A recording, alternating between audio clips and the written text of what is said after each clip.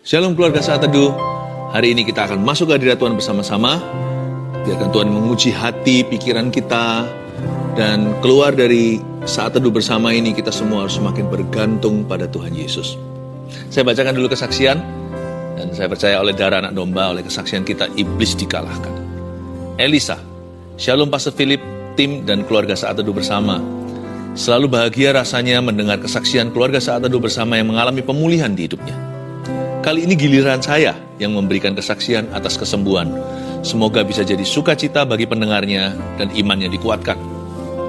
Sudah sejak minggu lalu saya menyadari ada benjolan di leher saya. Walau kecil, tapi kalau terpegang, sakit rasanya. Pada tanggal 28 Mei 2022, pastor mendoakan sakit pada leher seseorang disembuhkan. Saya aminkan doa itu, dan keesokan harinya, saya pegang leher saya, benjolan itu sudah hilang. Haleluya. Kemuliaan bagi Tuhan, terima kasih Tuhan Yesus, pastor dan tim doa serta keluarga Saat Teduh yang ikut bahagia mendengar kesaksian ini. Tuhan Yesus memberkati kita semua. Amin. Saya suka ya spiritnya Elisa ini. Very cheerful dan juga penuh dengan syukur. Sharon, Shalom pastor dan tim, saya mau berbagi kesaksian. Jadi tahun 2019 saya berobat ke dokter karena waktu itu saya sering sekali bersin dan sesak nafas. Setelah diperiksa, dokter bilang kalau kadar IgE atau salah satu jenis antibodi yang mendeteksi alergi dalam tubuh saya itu lebih dari kadar normalnya, sekitar 1000, sedangkan normal dewasa hanyalah 100. Jadi sejak saat itu, saya jadi sangat ketergantungan dengan obat. Tanggal 25 Mei kemarin, saya ikut Saat Teduh bersama, di mana di akhir acara pastor berdoa untuk orang yang asma dan alergi ataupun sebaliknya. Saya sangat mengimani itu adalah untuk saya, karena saya sangat ingin lepas dari obat-obatan itu. Puji Tuhan, Tuhan jawab doa saya, lewat doa pastor saya dilawat Tuhan. Malamnya yang seharusnya saya minum obat karena alergi saya sedang kambuh, tapi malam itu Tuhan izinkan saya tanpa menyentuh obat pun bisa bernafas dengan nyaman, tidak ada lagi sesak nafas, dan saya sangat bersyukur Tuhan Yesus itu baik. Terima kasih Tuhan, terima kasih pastor dan tim. Tuhan Yesus memberkati. Kata Tuhan Yesus baiknya di sini baik pakai kata K-nya beberapa kali. Saking baiknya ya, Tuhan memang baik. Sekarang giliran Anda akan memperoleh sesuatu dari Roh Kudus. Jessica, saya anak tunggal dan kehilangan kedua orang tua saya karena COVID tahun lalu. Juni saya kehilangan papa, dan Juli kehilangan mama saya. Saya merasa hancur hati dan hilang harapan, ingin bunuh diri rasanya. Waktu itu berasa baru kerja setahun, tidak ada kesempatan untuk membahagiakan mereka. Saya tidak berani untuk ceritakan itu, di dalam hati saya sendiri tidak kuat untuk lawan pikiran itu. Saat itu ada notifikasi di HP saya, Saat Teduh bersama, yang berjudul Bahayanya Merasa Down. Pada tanggal 17 Juli 2021, saya dengarkan itu, dan Ko Philip cerita tentang Elia yang mau bunuh diri, dan cerita ke Tuhan. Di situ Tuhan memberi makan 2 kali.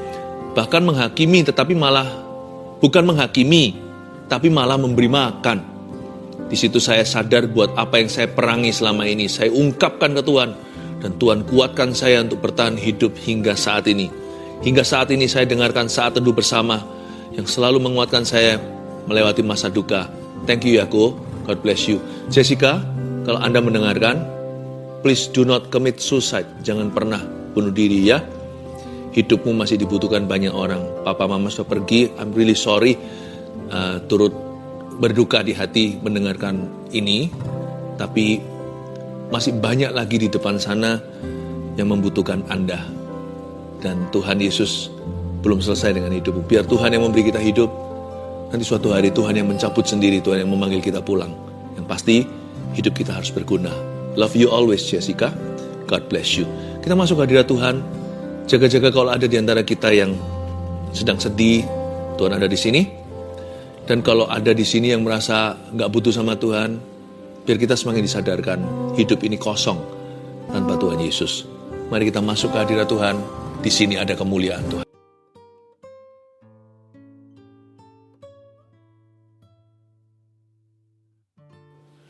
Selamat malam semua, apa kabar? Shalom, shalom. Dan kalau yang nggak live nanti, menyaksikan video ini di jam berapapun Anda menyaksikan ini, Tuhan ada di situ ya. Kita mulai dengan kesaksian seperti biasanya. Live chat juga sudah buka. ini kan YouTube Live, Anda bisa sampaikan permohonan doa. Mulai sekarang bisa komunikasi dengan kami, tim sudah ready. Saya bacakan dulu kesaksian. Ini dari kesaksian saat teduh yang lalu, yang ini namanya Indah. Bulan Juli salah satu saat teduh, Pastor Philip bernubuat bulan Agustus adalah bulan titik balik. Akan ada deal-deal yang dari Tuhan. Akan ada jabat tangan sebagai tanda kesepakatan. Saat itu saya menerima dengan bingung. Bagaimana caranya ya Tuhan, dalam waktu dekat ada rumah kami yang bisa deal. Usaha suami saya di dunia properti pengembang. Dan saya adalah agen properti. Akhir Juli kira-kira tanggal 28. Ada deal harga dan kami diberi DP salah satu rumah kami. Dan tepat bulan Agustus tanggal 6, kami ada jabat tangan di notaris, transaksi jual beli, seperti yang dinubuatkan Pastor Philip. Kemudian Pastor Philip doa minta perpanjangan waktu sampai bulan September. Dan benar-benar luar biasa Tuhan itu. Di akhir September kami deal harga lagi satu rumah yang lebih kecil. Dan tanggal 12 Oktober kemarin kami jabat tangan sekali lagi di notaris untuk pelunasan rumah. Padahal rumah ini sudah 3 tahun nggak bisa dijual. 3 tahun belum bisa terjual, tapi justru di saat pandemi malah bisa terjual dan cash lagi pembelinya. Dahsyat. Sungguh bersyukur buat apa yang Tuhan berikan kepada kami. Puji Tuhan. Saya senang sekali mendengarkan orang yang bersyukur ya. Tuhan itu baik. Yang ini kesaksian dari tim live chat, tim doanya. Jadi yang melayani nggak dilupakan ternyata. Give, it will come back to you. Ini agak panjang, kesaksian luar biasa. Kira-kira hampir 1 bulan saya sering gatal-gatal di seluruh badan, rasanya nggak enak, seperti panas, perih, sampai mau garuk-garuk saja. Puncaknya hari Senin, 12 Oktober, tiba-tiba dilekukan tangan seperti pecah-pecah kering. Lalu mulai mengelupas perih, warna merah dan keluar darah dikit-dikit. Lalu di pergelangan tangan kiri dan semua lengan saya seperti ada kulit mengkerut dan berubah warna jadi coklat seperti kulit kering. Lalu tanggal 14 Oktober saya tugas live chat. Jadi nggak dengerin Ko Philip saat teduh. Tapi saat itu suami saya mengikuti saat teduh bersama Ko Philip. Malam harinya saya sudah tidur. Sama suami saya saat teduhnya diputar ulang lagi. Saat di akhir Ko Philip bilang, ada seseorang perempuan yang Anda punya alergi tertentu. Itu ditimbulkan oleh lemak dalam tubuh Anda. Karena badan Anda gemuk, lifestyle Anda tidak sehat. Lemak itu membuat badan Anda gatal sampai dilekukan-lekukan tangan merah-merah seperti darah keluar. Dan Ko Philip bilang kalau Anda dijamah Roh Kudus saat ini dan Anda disembuhkan, dalam sebulan berat badan Anda akan turun sampai 5 kilo. Lalu malam itu Sandy imani namanya nih dan doakan bahwa itu saya dan saya pasti disembuhkan. Waktu pagi hari bangun tidur sama Sandy, saya diputarin saat teduhnya Ko Philip, dan waktu Ko Philip bernubuat buat orang yang sakit gatal-gatal, kita langsung toleh-tolehan. Sandy cuma bilang, kamu gak doa sama Tuhan masalah gatalmu itu, tapi Tuhan tahu detail loh, detail sekali segala yang kamu perlukan. Saya memang gak doa sama Tuhan masalah gatal yang saya alami, karena saya kira kulitnya kering saja karena jarang sekali punya waktu perawatan tubuh seperti dulu. #efek sibuk kerja. Terus juga jarang makan sayur. Saya baru sadar ternyata hal sekecil itu pun bahkan tidak saya pikirkan bisa jadi masalah kalau Tuhan tidak campur tangan. Tapi puji Tuhan, Yesus tahu apa yang saya butuhkan. Puji Tuhan sekarang sudah nggak gatal lagi. Tangan yang bagian lekukan sudah kering, tidak merah-merah sampai seperti darah keluar. Lalu di lengan juga merah-merahnya sudah kering. Di pergelangan tangan juga perlahan kulit mengkerutnya memudar. Yang pasti sudah nggak perih lagi. Lalu yang lebih wow, berat badan saya setiap hari sedikit-sedikit turun. Belum drastis, tapi sekarang sudah 70 sampai 71 kiloan dari yang sebelumnya 76,4 kilo. Melalui kejadian ini saya belajar bahwa ketika kita belajar hidup sungguh dengan Tuhan, kita nggak usah khawatir tentang apapun, karena Tuhan sendiri yang turun tangan, yang cover kita hingga detil-detil hidup kita. Apa yang kita pikirkan, apa yang kita butuhkan, apa yang kita perlukan, bahkan sampai apa yang tidak kita pikirkan, yang tidak dilihat mata, tapi kita perlukan, Dia yang menyediakannya bagi kita. Vina dan Joel. Haleluya. Haleluya, saya terharu. Tuhan itu kerjanya dahsyat, nyata sekali. Hari ini giliranmu. Ayo bawa hati untuk menghadap Tuhan Yesus. Dan Insta Live juga sudah bergabung. Mari kita semua satukan hati, satukan iman, bahwa pengharapan kita yang pupus kepada Tuhan. Mari kita menyembah. Apa yang paling nikmat saat kita bersaat teduh, yaitu kalau kita berdoa dan membaca firman bersama-sama dengan keluarga. Saya berharap Anda satu keluarga juga sama-sama sudah siap menerima firman Tuhan hari ini. Saya bacakan dulu kesaksian untuk menguatkan Anda sekalian, sehingga berkat Tuhan akan mengalir dengan limpah, bahkan di dalam rumah tangga setiap keluarga saat teduh tercinta. Saya bacakan ya. Herlianti memberi kesaksian begini. Sejak saat saya mulai ikut saat teduh bersama, saya merasakan mujizat Tuhan. Ketika pastor doakan orang yang asma dan infeksi saluran kantung kemih, saya imani. Dan tanpa sadar saya sering kambuh infeksi saluran kantung kemih. Ternyata setelah didoakan pastor, tidak pernah kambuh lagi. Saya percaya Tuhan Yesus sudah sembuhkan saya. Anak saya dulu, kalau dia batuk dan tidak cepat diberi obat, biasanya bisa sampai sesak nafas. Dokter pernah bilang itu asma. Namun sekarang asma itu sudah tidak kambuh lagi. Walaupun anak saya kena batuk, puji Tuhan Yesus, Ia sudah sembuhkan kami. Terima kasih Tuhan, terima kasih Pastor Philip, Tuhan Yesus memberkati pelayanannya. Haleluya. Asma, batuk, sakit apapun, yang ringan maupun berat, dalam Kristus selalu ada harapan ya. Ibu Linda, saya didiagnosa positif COVID-19 di awal Juni 2021. Awalnya, saya tidak merasa gejala apa-apa. Ketika saya konsultasi dengan dokter penyakit dalam, tidak ditemukan tanda-tanda penyakit COVID-19 itu. Dan saturasi saya pun baik-baik saja. Namun rasa takut dan sakit serupa mah itu selalu muncul saat subuh. Sakit sekali rasanya, sampai-sampai saya kesulitan untuk bernafas. Suami saya yang berbeda kepercayaan mulai mendoakan saya dan meminta saya mempercayai keyakinannya. Namun saya menolaknya dan tetap teguh percaya bahwa Tuhan Yesuslah satu-satunya juru selamat. Suatu hari ketika saat saya menyaksikan saat teduh bersama, Pastor Philip Mantova bernubuat tentang seorang ibu yang minum obat penenang dan obat mah, ibu itu akan sembuh total. Saya dikuatkan dan beriman bahwa hal itu adalah nubuatan untuk saya. Semenjak hari itu, rasa sakit dan kekhawatiran berlebihan itu perlahan-lahan hilang. Dan saya sudah jarang minum obat lagi. Jiwa saya makin dikuatkan, terutama melalui persekutuan dalam CG. CG di sini cell group ya. Banyak orang memiliki masalah jauh lebih pelik dari saya, tapi kami semua dapat tetap saling menguatkan.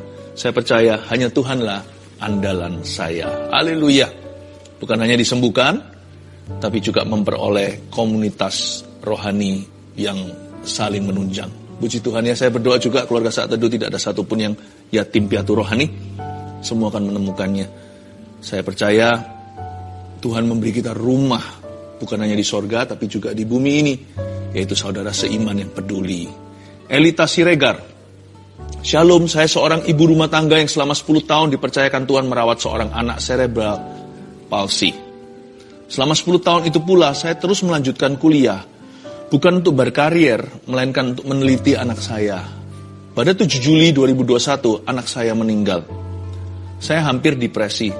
Saya merasa semua yang saya lakukan dan harapkan sia-sia dan ingin mati menyusul anak saya. Dalam kedukaan yang dalam tanpa sengaja tayangan ulang siaran saat teduh bersama tentang bebas dari depresi muncul di YouTube. Saya skip, tapi muncul lagi dan lagi. Tanpa minat saya klik dan menonton tayangan itu. Di luar dugaan, firman yang disampaikan saat itu mengubah sikap hati saya. Saya kembali bangkit. Karena Tuhan belum selesai dengan saya. Kemudian saya ikut ujian CPNS pada tanggal 25 Desember 2021 dan dinyatakan lulus sebagai dosen di salah satu universitas negeri di Depok, Jawa Barat. Saat ini saya yang dahulu hanya seorang ibu rumah tangga telah mulai mengajar di tempat yang baru dan hingga saat ini saya adalah jemaat saat teduh bersama Pastor Philip. Haleluya. Puji Tuhan ya, saya hatinya berbunga-bunga kalau mendengarkan kesaksian seperti ini. Ingin segera mencium kaki Yesus dan berkata terima kasih, semua adalah karena perbuatanmu. Kalau orang lain ditolong, keluarga kita juga. Mari kita masuk ke hadirat Allah. Come on guys, let's worship Jesus together. Ajari kami setia dan tidak berubah cinta. Terima kasih untuk hadirat-Mu yang begitu manis. Hadirat-Mu yang begitu real, begitu nyata di tengah kami. Sungguh kami tidak merasa ada di ruangan sini, siapa di ruangan sana. Ketika kami berada di hadirat-Mu, kami semua dekat dengan tahta. Tuhan, Roh-Mu hadir di sini. Jamah setiap keluarga saat teduh, tanpa kecuali. Ajari kami bukan menjadi lebih baik. Ajari kami untuk menjadi seperti Kristus dalam segala hal, dalam pikiran dan perbuatan serta perkataan. Terima kasih Tuhan. Kami serahkan hidup kami sekali lagi di tangan-Mu. Sembunyikan hamba-Mu di balik salib. Demi nama Yesus. Haleluya. Amin. Wow. Betapa indah hadirat Tuhan. Di tempat ini saya bisa merasakan Tuhan itu nyata ya. Tuhan itu ada. Jadi please jangan gelisah. Dan kita-kita yang sudah mundur dari Tuhan, jangan cuekkan Tuhan. Jangan abaikan nanti kalau butuh baru mencari pertolongannya. Tuhan itu ada. Dan Tuhan itu ada di sini, dekat dengan orang yang berseru kepadanya. Saya ingin bagikan firman yang berjudul akibat terlalu percaya diri. Sebuah peringatan untuk kita semua, lebih baik sedia payung sebelum hujan. Yosua pasal 7 ayat 1-10. Di sini cerita tentang dosa dan hukuman akan. Saya bacakan, nanti berapa ayat saya berhenti untuk menjelaskan kepada Anda. Tapi kita jangan lupa ambil catatan maksud saya ya. Tapi orang Israel berubah setia dengan mengambil barang-barang yang dikhususkan itu. Karena Akan bin Karmi bin Sabdi bin Zera dari suku Yehuda mengambil sesuatu dari barang-barang yang dikhususkan itu, lalu bangkitlah murka Tuhan terhadap orang Israel. Hati-hati dengan zona nyaman, kita berhenti di ayat 1. Jangan terlalu percaya diri. Akibat daripada overconfidence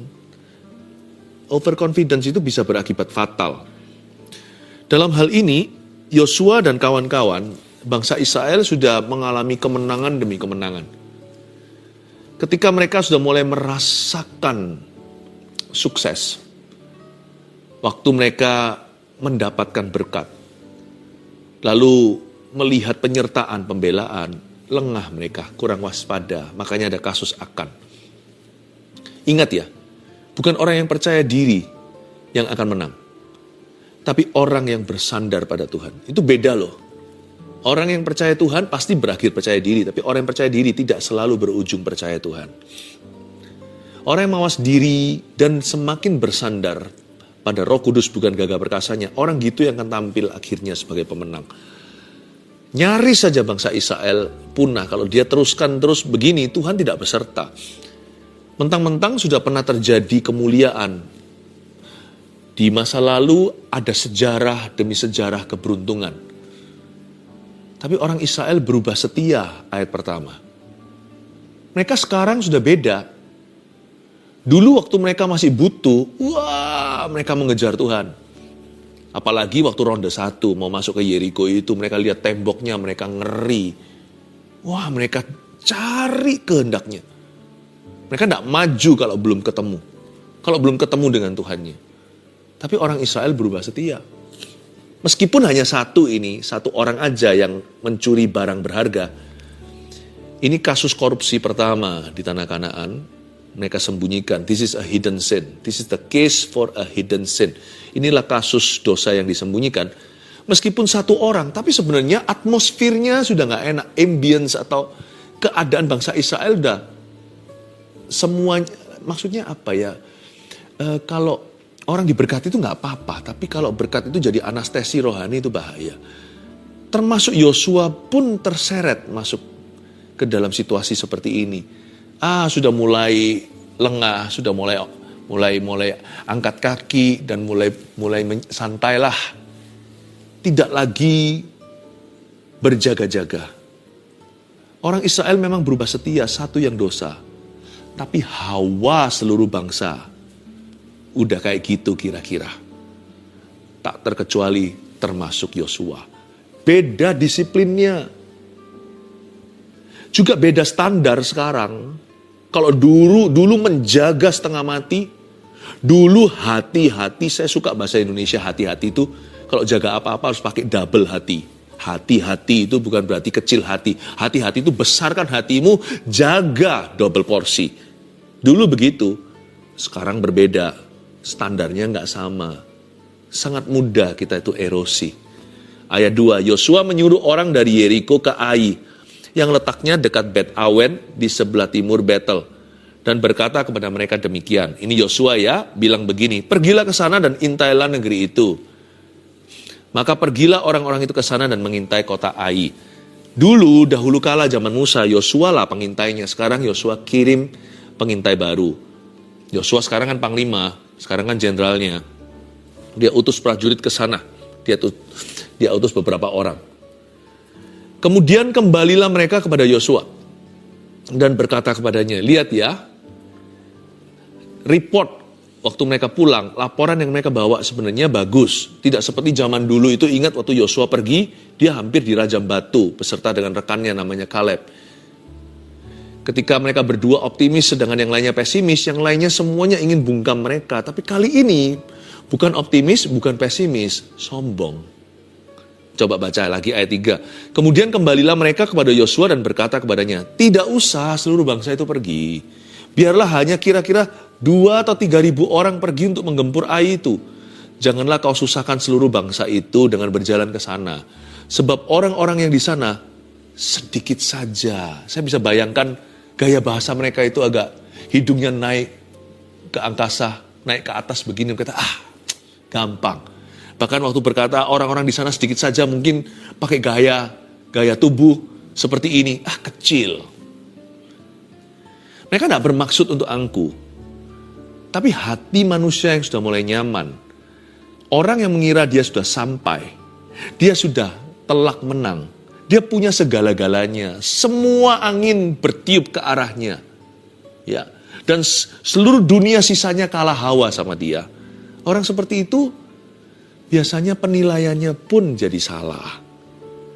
Yosua kirim pengintai, tentunya intel-intelnya ini yang terbaik. Nggak mungkin sembarang kirim orang. Dia punya tanda kutip trauma. Dulu zaman Musa 12 itu 10 pengintai-pengintai yang membawa report atau membawa laporan yang sangat merugikan. Tapi itu pun lihat ya, sebagus-bagus pilihan Yosua, kalau hati manusia sudah merasa tidak perlu atau kurang perlu Tuhan, karena dia sekarang punya tentara, dia sudah punya profil ceritanya. Sebagus-bagus apapun, Tuhan tidak beserta. Lalu report yang dia dapat adalah, Yosua dapat masukan begini, tidak usah seluruh bangsa itu pergi. Ini menurut saya adalah sebuah saran untuk tidak totalitas. Saya ngerti, Ai itu kota yang kecil sih, dibanding Yeriko nggak ada apa-apanya. Namun demikian, sebuah kebodohan bahkan. Kalau kita menilai tentara dari jumlahnya, zaman sekarang aja orang harus tahu, teknologi itu berarti. Zaman dulu teknologi sudah ada. Dicek dulu dong, jangan hitung 1, 2, 3. Dicek dulu mereka punya senjata apa, bahkan senjata rahasia apa. Tolong teliti kalau selidiki. Nggak bisa hanya mereka cuma berapa orang, nggak berarti kok jumlahnya. Tapi siapa tahu jago tempur semua, jago perang, ahli strategis. Masa bangsa Israel lupa sih, mereka juga kalah hawa, mereka juga kalah angka, tapi mereka robohkan Yeriko. Masa mereka nggak berpikir bahwa itu bisa terjadi sebaliknya? Mereka berjumlah besar dikalahkan dengan bangsa yang kecil. Menurut saya terlalu gegabah, terlalu menganggap enteng kasih karunia. Tidak usah seluruh bangsa itu pergi. Saran itu tidak totalitas. Harusnya sebagai pemimpin Yosua langsung tolak tegas. No. Gini. Kita nggak usah semua pergi, beritahu alasannya. Alasannya jumlah. Ini secara militeri, secara ketentaraan aja. Ya, secara army harusnya nggak boleh sembarangan. Sama dengan kalau orang bertarung nih ceritanya. Di ring tinju, Mike Tyson itu kan kecil dan pendek. Tunggu dulu pukulan dia berapa kuintal. Jangan pernah kita itu judge atau menghakimi sesuatu hanya tampak luarnya. Atau menilai buku dari halaman depannya. Ini kecil ini petinjunya. Jangan main-main. Lihat dulu kekuatannya, ukur dulu baru bicara. Tapi Yosua kok nggak bisa pikir gitu ya, padahal dia itu panglima. Itulah sebabnya Kalau kita sudah nyantai rohani, bahaya. Tidak usah seluruh bangsa itu pergi. Biar hanya kira-kira 2-3 ribu saja untuk menggempur air itu. Janganlah kau susahkan seluruh bangsa itu. Gak mau susah lagi. Ini bangsa Israel yang barusan menang baru berapa ronde. Banyak sih. Kematian yang ditimbulkan di pihak lawan, kerugiannya itu besar, gede banget. Hati-hati ya, sukses itu bisa merangkak, merayap, naik ke kepala kita, membuat bengkak.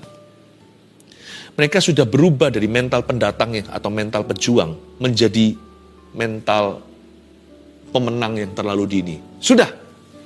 Padahal Kanaan masih jauh belum ditaklukkan. Masih banyak bangsa yang belum ditundukkan.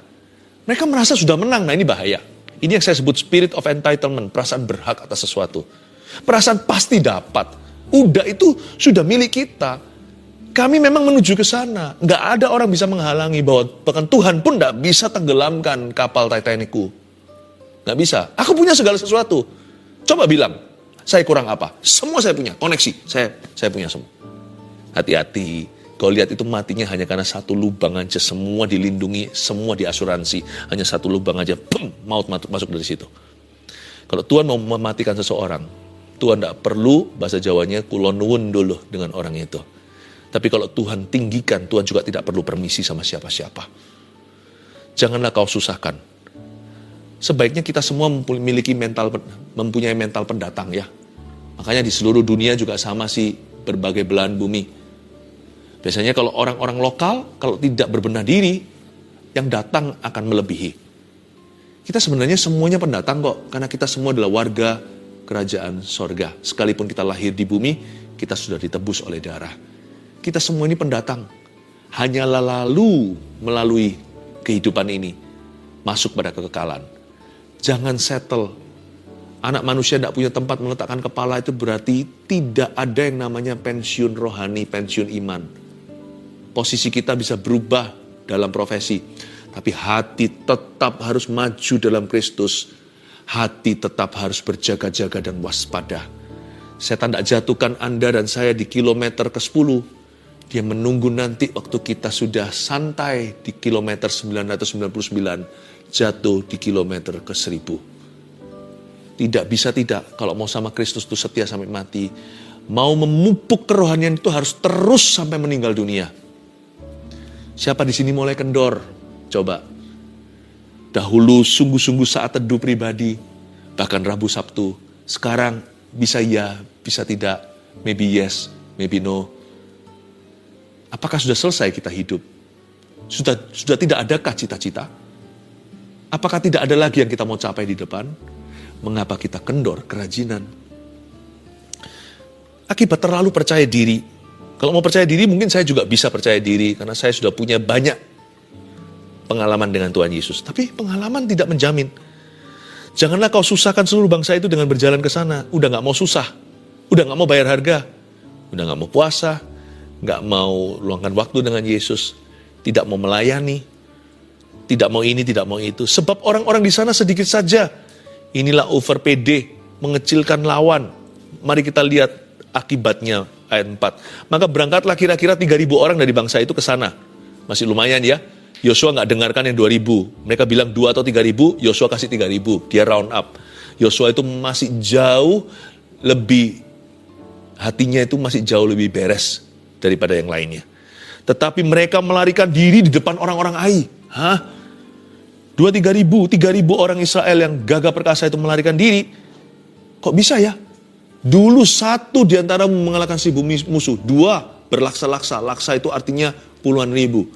Wow. Kok sekarang ribuan melarikan diri? Ada apa nih ayat 5? Sebab orang-orang Ai menewaskan kira-kira 36 orang dari mereka. Kalau orang Yahudi kalah 36 zaman itu, orang Israel maksudnya, itu big deal. Big deal. Karena masing-masing mereka itu diurapi oleh Allah. Kok bisa mati 36? Kalau mati 3.000 itu kiamat bagi mereka. Biasanya lakon mati sedikit, musuh mati banyak. Ini 36 sudah rekor buat mereka. Karena di Yeriko mungkin tidak mati satupun, karena roboh sendiri temboknya. Sebab orang Ai menewaskan kira-kira 36 orang dari mereka. Orang-orang Israel itu dikejar dari depan pintu gerbang kota itu sampai Shebarim dan dipukul kalah di lereng. Lalu tawarlah hati bangsa itu amat sangat. Malu kan? Kalau mati 36 satu hal. Dikejar-kejar seperti anjing liar. Ini bangsa pilihan Allah. Yosua pun mengoyakkan jubahnya dan sujudlah ia dengan mukanya sampai ke tanah di depan tabut Tuhan hingga petang. Bersama dengan para tua-tua orang Israel sambil menaburkan debu di atas kepalanya seperti orang yang mengalami perkabungan. Menaburkan debu di atas kepalanya, otomatis mereka tidak makan. Dan berkatalah Yosua, protes sama Tuhan. Udah ada kata udahlah kita langsung tahu ini keluhan. Tuhanku Allah, mengapa engkau menyuruh bangsa ini menyeberangi sungai Yordan? Why? Jadi sama dengan bangsa Israel yang notabene dulu bersungut-sungut di padang gurun zamannya Musa. Mengapa engkau tuntun kami ke sini? Sekarang Yosua. Mengapa engkau menyuruh bangsa ini menyeberangi sungai Yordan supaya kami diserahkan pada orang Amori untuk dibinasakan? Mulai salah-salahkan Tuhan. Lebih baik kalau kami putuskan tadinya untuk tinggal di seberang sungai Yordan itu. Cepat sekali berbalik arah. Memang sudah berubah setia. Bukan Yosuanya, tapi hawa Israel sudah gak enak. Langsung pikirannya ke masa lalu, langsung menoleh di belakangnya. Kan lebih baik dulu, lebih enak yang lalu. Udah gak benar. Oh Tuhan. Kalau udah ada kata itu mengeluh, ada kata oh Tuhan, itu sudah putus asa. Oh Tuhan, cabutlah nyawaku. Oh Tuhan, nah ini sudah mulai keputusasaan. Oh Tuhan, apakah yang akan kukatakan setelah orang Israel lari membelakangi musuhnya? Mulai yang dipedulikan adalah reputasinya. Apabila hal itu terdengar oleh orang Kanaan dan seluruh penduduk negeri ini, maka mereka akan mengepung kami dan menyelenyapkan nama kami dari bumi ini. Gini ya, gak sampai segitulah. Kita ini memang pandainya membesar-besarkan masalah. Semua kita ini suku hiperbola. 36 mati, ya sudah berkabung kita. Tapi masa sampai semua mereka punah? Kayaknya enggak ya. Lupakah bahwa Tuhan yang sama yang membelah Laut Merah. Semua bangsa Mesir mengepung. Sekarang mereka lumayan punya senjata. Dulu itu semua budak semua. Enggak bisa mendekati karena ada tiang api, tiang awan di tengah-tengah. Itu oleng semua, mereka punya kereta kuda. Oleng semua, tenggelam di lautan. Sekalipun semua Kanaan itu bangkit melawan mereka, tidakkah bisa Tuhan yang sama muncul sebagai tiang api, tiang awan? Ya sudah, gak apa-apa. Mereka panik. Mereka sudah tidak lagi berada di kubu iman, tapi di kubu ketakutan.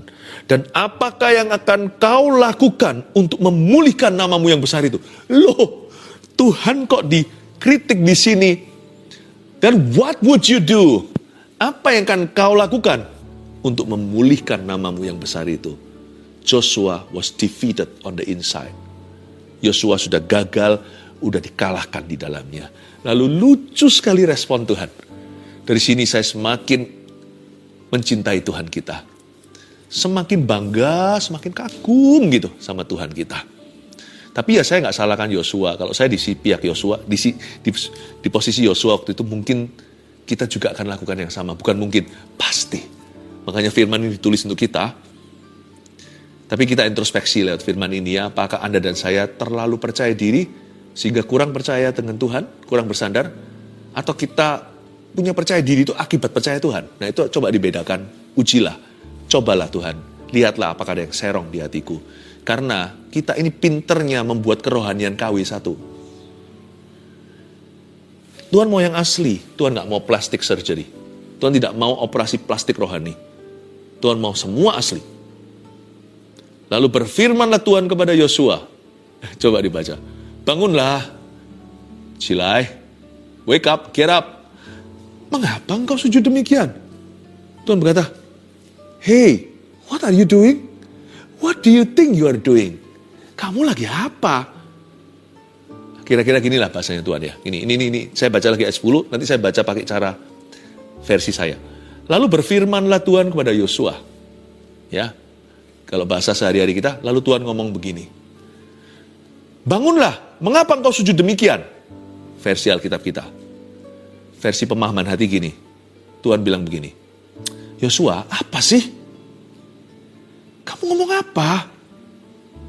Loh, kamu salah sendiri loh kok sekarang salahkan saya. Kamu salah sendiri kok salahkan Tuhan. Ngomong apa sih? Kamu tuh ngomong apa sesungguhnya? Apaan toh ini? Itu Tuhan. Bukan Tuhan nggak tahu, pura-pura nggak tahu. Tuhan berkata, ini nggak relevan buat aku. Coba kamu introspeksi, coba evaluasi. Sesuatu terjadi, orang Israel berubah setia. Someone stole what I forbidden to take. Seseorang mencuri sesuatu yang kularang untuk disimpan. Yosua tahu. Tapi kita nggak usah baca lebih lanjut gimana seorang pria bernama Akan, seorang tentara prajurit Israel masuk Kanaan, akhirnya ditemukan sebagai the culprit atau sang pelanggar firman. Saya tunjukkan beberapa kebenaran ini. Akibat terlalu percaya diri, biasanya nomor 1, Anda tulis ya, tidak seketat dulu lagi dalam menjaga kekudusan.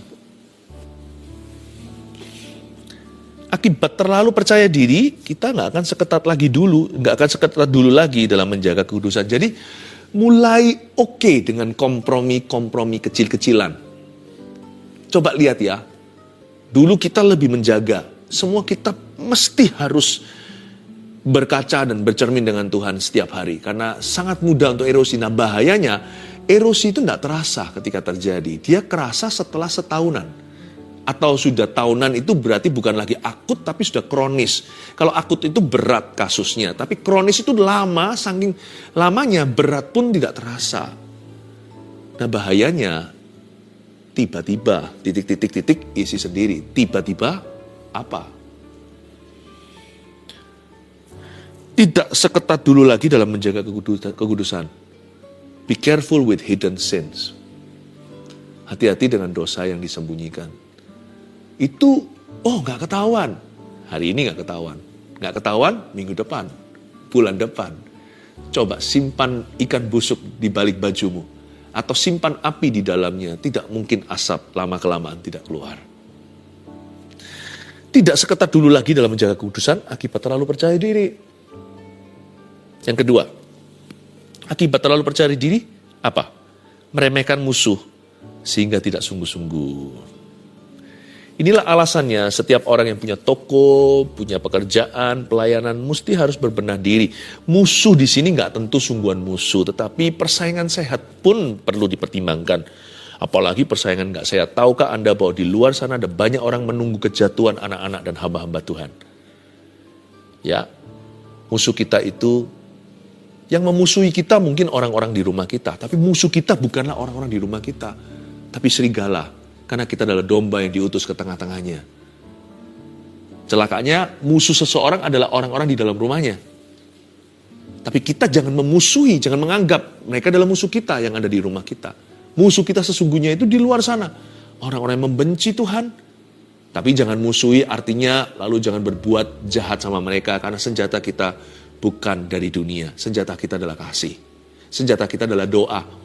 Dan senjata kita yang ampuh juga adalah buah-buah roh, buah-buah kebenaran, buah-buah pelayanan kita, buah-buah penyertaan. Nah itu gak bisa disangkali. Yang itu tidak bisa di-denied. Orang tidak bisa tutup mata terhadapnya. Yang disebut musuh di sini, musuh beneran atau persaingan yang sehat?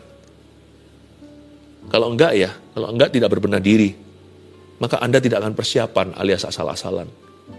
Jangan kaget ya, suatu hari kita mengira bahwa kita juara satu, kita mengira bahwa kita yang terbaik. Lalu waktu kita sadar udah terlambat, karena kita sudah dilewat. Pasti itu. Makanya itu orang yang pandai jangan merasa pintar. Tapi dia harus terus rajin belajar. Sebab nanti jangan kira kelinci itu cepat, kura-kura di belakang, ini hanya ilustrasi cerita dongeng anak. Tapi kalau kelinci itu di tengah-tengah berkata, tidur dulu Kura-kura jalan secara konsisten sampai ke garis akhir, kelinci kehilangan piala maupun pahalanya. Memang kura-kura pelan. Tapi karena dia tahu dia pelan, dia nggak boleh tidur. Kelinci cepat, tapi kelebihannya adalah kelemahannya. Karena dia kira dia cepat, dia pasti menang terhadap yang lambat. Dia tertidur, disitulah dia tidak lambat, tapi dia lamban. Oleh karena itu, akhirnya dia terlewatkan. Mesti harus berbenah diri. Kalau kita sudah juara 2, berbenah diri supaya juara 1. Siapa juara 1 harus terus berbenah diri supaya tetap juara 1 dan bisa mengangkat yang lainnya pula. Kita ini di dalam perlombaan. Hidup ini sebuah race. Tapi berlomba yang benar ya, bukan persaingan yang tidak sehat. Bukan perlombaan yang jahat. Tapi kita harus selalu memberitahu pada diri sendiri, mengingatkan diri. Aku tidak boleh mengulangi kasus Ai. Yeriko udah runtuh. Kalau Yeriko runtuh, sekarang giliran Ai. Nanti kalau Anda lihat pasal berikutnya, waktu Ai dibinasakan, Yosua tidak tanggung kali ini. Dia belajar, bagusnya Yosua, dia belajar dari kesalahan. Ini orang mudah untuk dinasihati, mudah ditegur oleh Tuhan. Nanti kalau Anda baca pasal 8, nggak usah dibaca sekarang. Exciting sekali. Yosua berkata, nggak tanggung. Semua kita, seluruh tentara dikerahkan melawan kota kecil itu, yaitu Ai. Bukan hanya itu, dia sendiri memimpin kaum elit. Tentara-tentara khususnya, dia pimpin sendiri. Ada cerita waktu Yosua merobohkan kota ini, menghancurkan, membumi hanguskan. Dia pakai tombaknya dan dia ulurkan ke situ sampai tangannya kaku. Totalitas akhirnya kembalilah pada sifat mula jenderal. Yosua balik lagi jadi panglima yang segenap hati melayani. Saya senang sekali melihat ini. Kemajuan Israel, pasal 7 itu setback, kemunduran, pasal 8 lompatan. Mengalami setup untuk lompatan yang lebih tinggi by leaps and bounds atau dengan lonjakan dan lompatan. Mereka mengalami kemajuan. Kadang-kadang memang kita butuh sedikit tamparan dari kehidupan untuk menyadarkan, oh iya, aku ketinggalan. Supaya belajar sungguh-sungguh lagi, mempersiapkan diri sungguh-sungguh lagi. Ya, supaya kita itu bayar harga lagi dan maju lebih pesat dari sebelum-sebelumnya. Yosua mengalami itu. Pasal 7 ini perlu. Tanpa pasal 7 tidak ada sisanya kitab Yosua.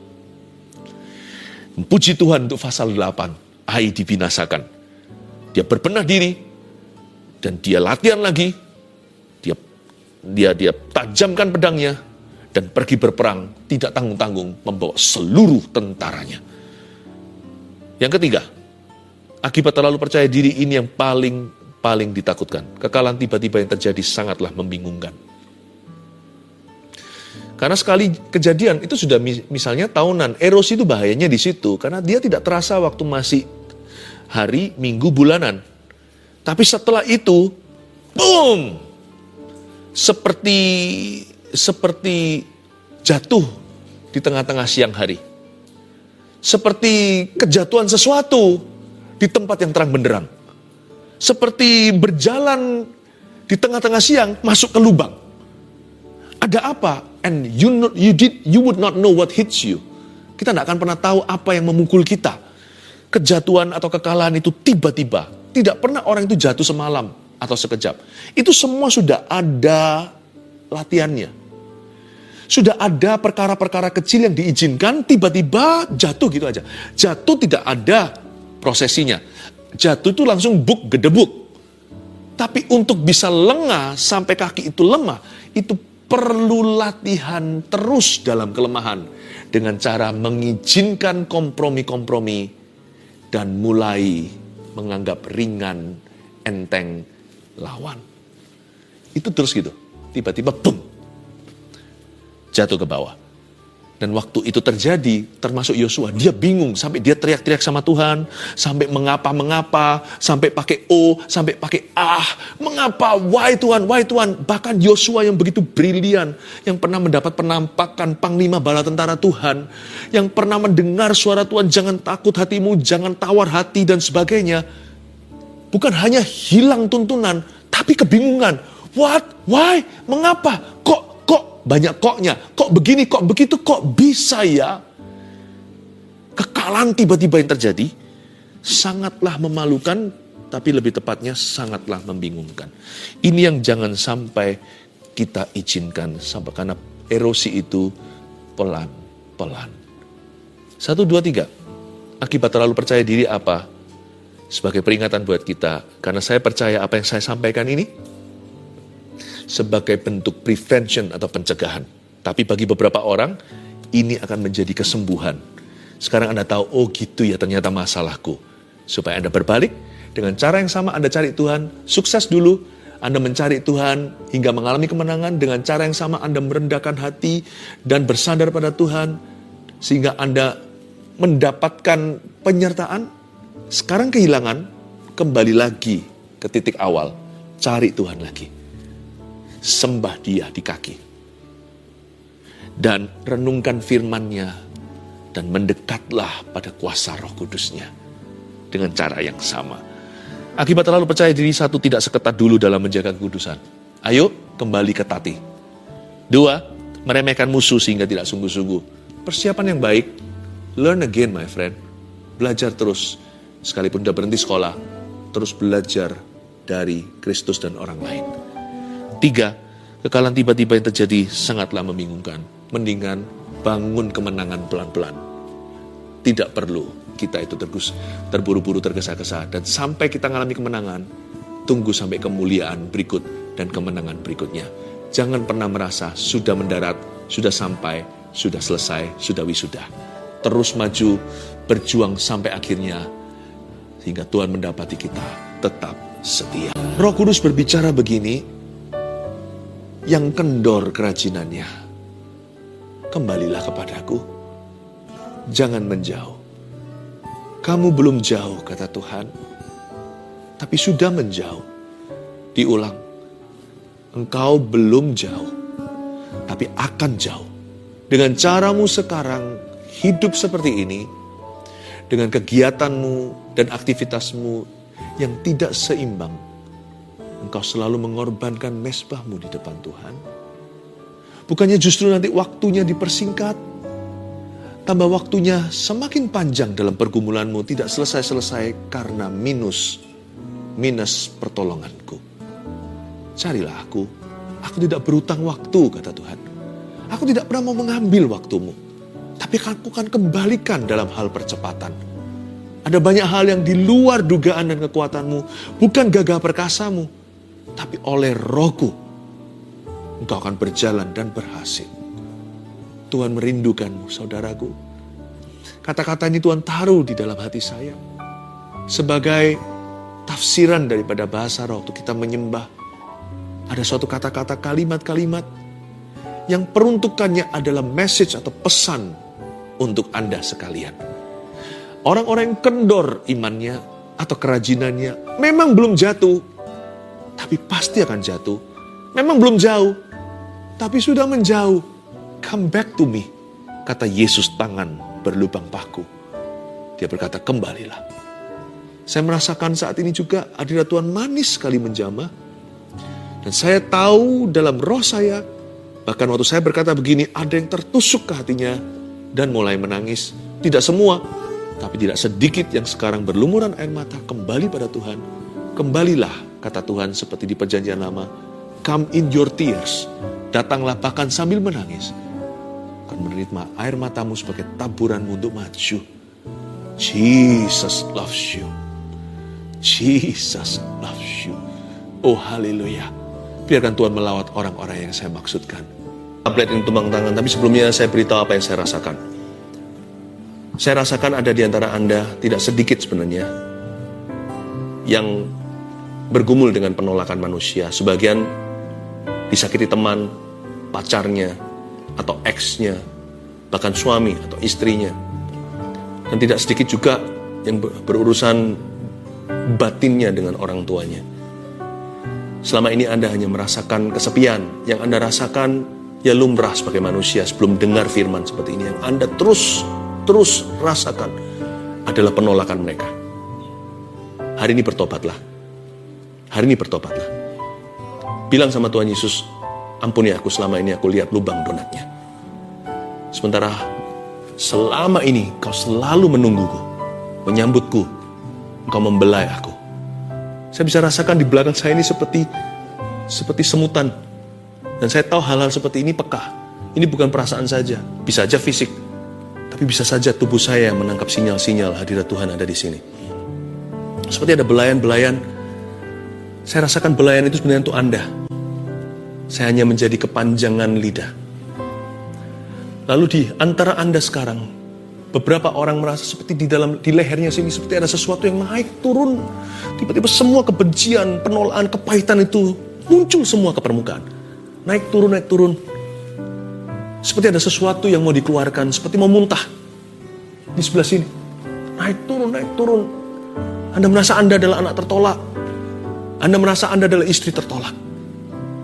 Ayo cepat-cepat sekarang berdoa. Kalau itu adalah Anda. Sekarang ulurkan tangan ke depan aja sambil saya pegang tablet ini dan sekalian mendoakan untuk semua orang. Ulurkan ke depan. Tuhan Yesus, bilang sama saya, Tuhan Yesus, ampuni aku selama ini lihat lubang donatnya. Mulai hari ini yang kurasakan adalah kasih-Mu, bukan penolakan manusia. Yang kurasakan adalah penerimaan Allah. Terima kasih Engkau sayang padaku. Aku tidak mau berhubungan lagi dengan roh kepahitan ini dan roh penolakan ini. Aku putuskan di dalam nama Yesus. Aku perintahkan setiap roh penolakan untuk meninggalkan orang-orang itu sekarang.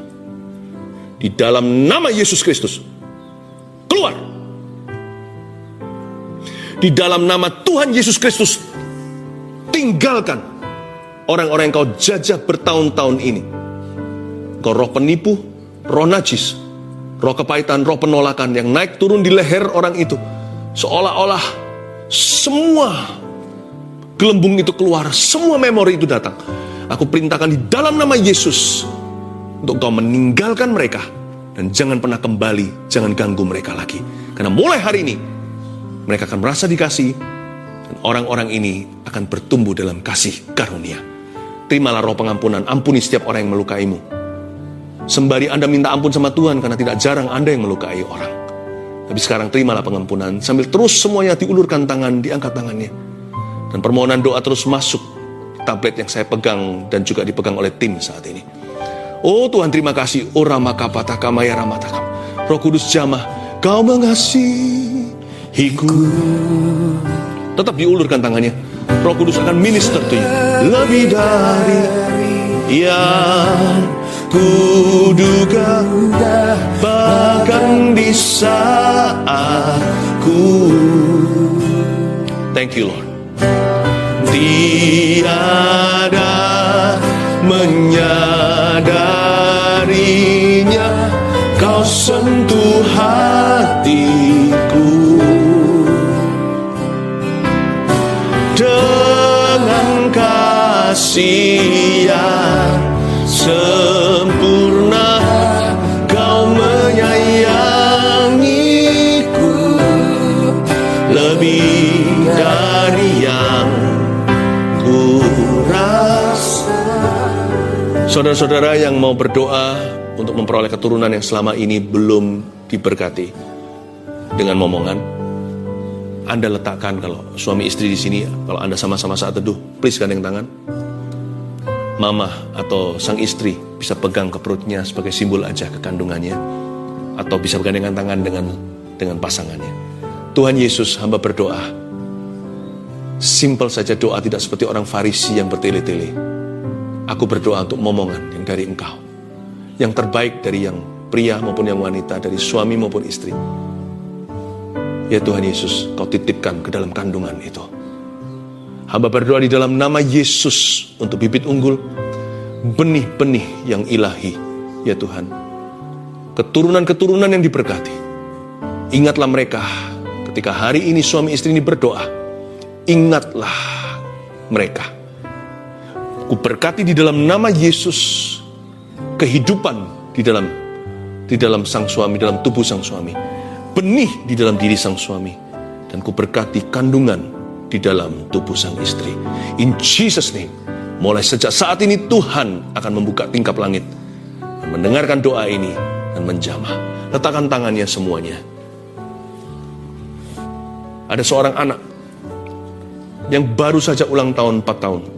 Anda berkata seperti ini, orang tua, aku percaya nanti ulang tahun ini ada mujizat terjadi. Dia berbicara, tapi sampai sekarang belum berbicara. Waktu kemarin dia ulang tahun, Anda kecewa sekali rasanya kok Tuhan tidak dengarkan doa. No.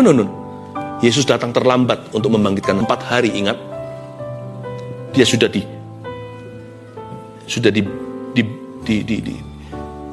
pakai kain kafan, tetapi Tuhan Yesus tidak pernah terlambat. Sejak saat ini saya berdoa di dalam nama Yesus Kristus dan menubuatkan, anak Anda akan berbicara, akan datang waktunya, dia selalu berbicara, sampai-sampai Anda berkata, tolong kasih mama waktu, sebab anak ini akan suka ngoceh, suka cerita, suka ketawa. Terimalah untuk keluarga Anda di dalam nama Tuhan Yesus Kristus. Haleluya. Pohon zaitun itu perlu waktu untuk bertumbuh, nggak bisa langsung dipetik buahnya. Tapi kalau sudah bertumbuh, dia bisa lama. Pohon ini bisa sampai ratusan atau ribuan tahun. Pohon zaitun ini nggak main-main. Pohon zaitun ini adalah pohon yang bisa memberikan hasil yang sangat-sangat menguntungkan nantinya setelah tahunan. Bahkan kadang-kadang bisa 40 tahun baru dia menghasilkan buah-buah yang maksimal, minyak-minyak yang paling murni. Anak kan juga begitu kan? Waktu masih kecil dia merepotkan. Tapi kalau Anda tekun mendidik dia dalam takut akan Tuhan, dalam hikmat-hikmat dan doa, anak itu nanti bertumbuh besar. Tunggu dia nanti. Ketika dia mulai dewasa 20, 30, 40, semakin matang, semakin murni.